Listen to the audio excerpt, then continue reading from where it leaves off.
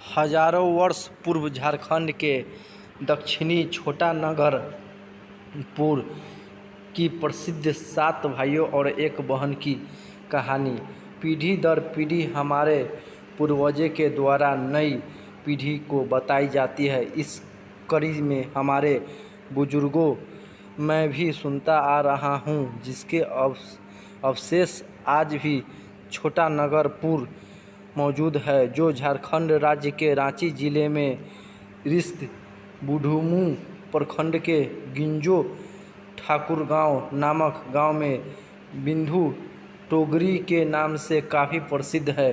सौभाग्यवश मेरा पैतृक घर वहां से 15 से 20 किलोमीटर की दूरी पर ही है। मुझे जब पता चला कि मेरी दादी और दादाजी जिस कहानी को सुनाया करते थे उसके अवशेष आज भी मौजूद है, तब से मुझे युक्त स्थल में जाने की तीव्र लालसा होने लगी थी।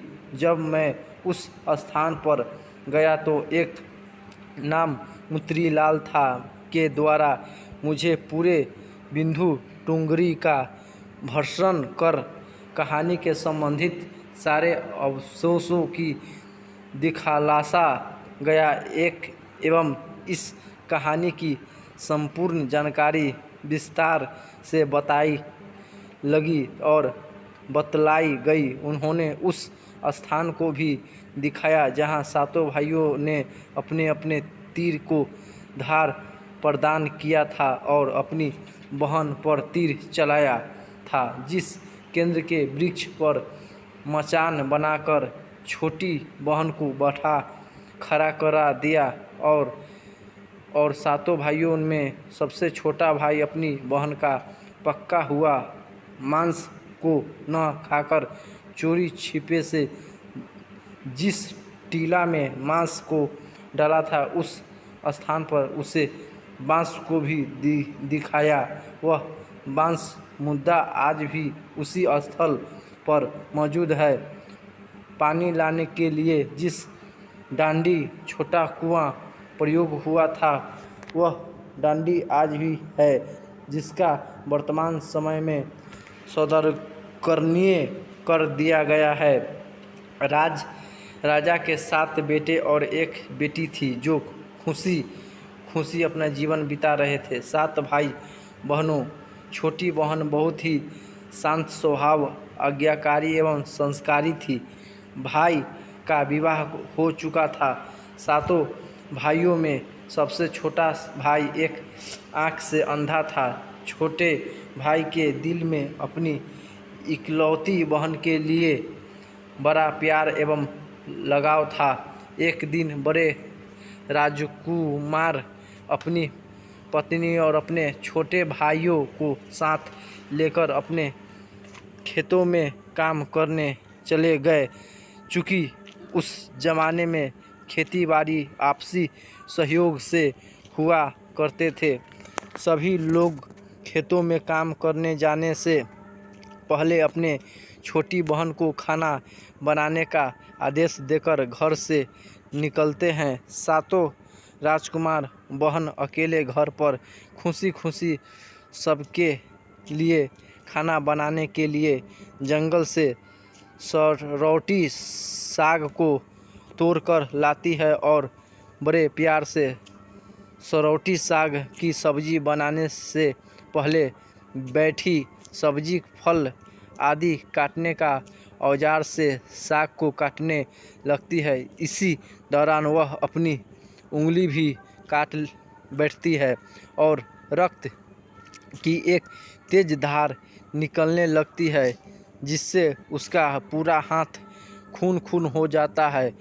तब राजकुमारी सोचने लगती है कि क्या करूं? अगर घर के दीवार में खून को पूछेगी तो क्या भैया लोग देख लेंगे और चिंता करेंगे, और यदि अपने कपड़े में पूछूंगी तो भाभी खून लगा पकड़ा देखकर माहवारी समझ खाना नहीं खाएगी।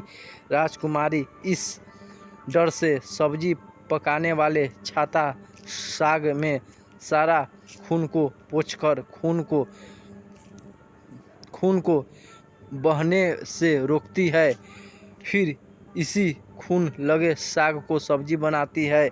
जब उसके सारे भाई और भाभी अपने खेतों से लौटते हैं काम करके, तो छोटी बहन हमेशा की तरह सभी के लिए साफ थाली में खाना और मिट्टी के लोटे में पीने के लिए पानी देती है और सभी एक साथ खाना खाते हैं और पके हुए साग को खाने की जमकर तारीफ करते हैं। और वे सब अपनी बहन से पूछते हैं कि बहन, तुम्हारे द्वारा बनाई हुआ यह साग बहुत बार खाए हैं, परंतु आज की बनी सब्जी का स्वाद बहुत ही अद्भुत लगा। बताओ ना कैसे और क्या क्या मिलाकर इतना स्वादिष्ट सब्जी बनाई हो।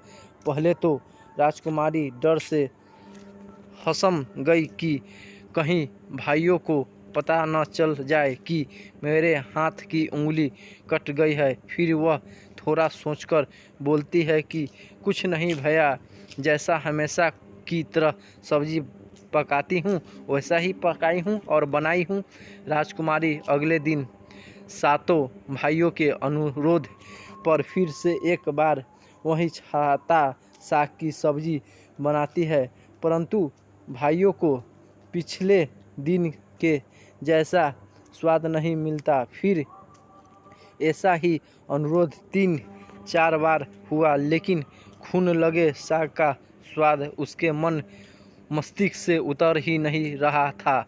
असलियत जानने की जिज्ञासा वासो सातों भाई और भाभी ने उससे उस दिन के खाना बनाने के जिद करने लगे।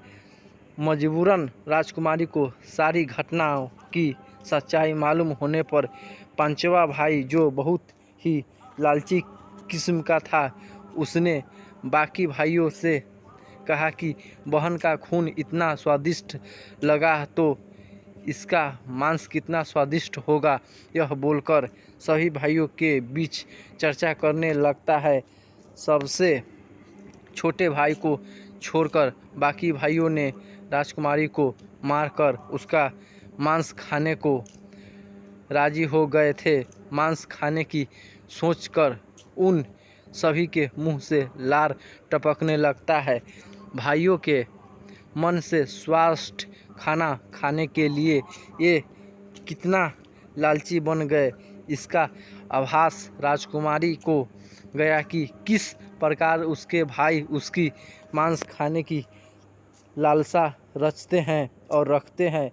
एक दिन सातों भाई शिकार खेलने के बहाने राजकुमारी को लेकर घने जंगल में ले गए जाते हैं और जहां पूर्व से निर्मित 4 केंद्र के वृक्षों पर बने मचान के नीचे पहुंचते हैं, जिस पर अपनी बहन को यह झूठ बोलकर चढ़ने के लिए बोलते हैं कि इस मचान पर जंगली जानवर हम हमला नहीं कर सकेंगे। इस प्रकार सातों भाई अपनी बहन को मचान पर बैठाकर अपना अनुरोध लेकर शिकार करने का ढोंग करने चले जाते हैं। तब राजकुमारी को पूरा आभास हो चुका था कि आज उसका आखिरी दिन है, लेकिन वह चाहती थी कि उसके भाइयों की इच्छा पूर्ण हो, इसीलिए भी वह मचान में जाकर बैठ जाती है और नहीं घबराती है। सभी भाई केंद्र के वृक्ष पर बने मचान से कुछ दूरी पर रिश्त टोंगरी छोटा पहाड़ पर अपने एक कहानी हमारा हिंदी वॉइस चैनल को सब्सक्राइब करें और बेल आइकन घंटी को दबाएं, और इसका सेकेंड पार्ट आप लोग के बीच जल्दी लेके आएंगे। और फर्स्ट पार्ट आप लोग सुन लिए, सेकेंड पार्ट आएगा। और कैसा लगा कहानी, चैनल को सब्सक्राइब करें और बेल आइकन घंटी को दबाएं और वीडियो के लाइक करें। ऐसे ही कहानी आप लोग के बीच में लाते ही रहेंगे और ज़्यादा से ज़्यादा शेयर करें। जय हिंद, जय भारत।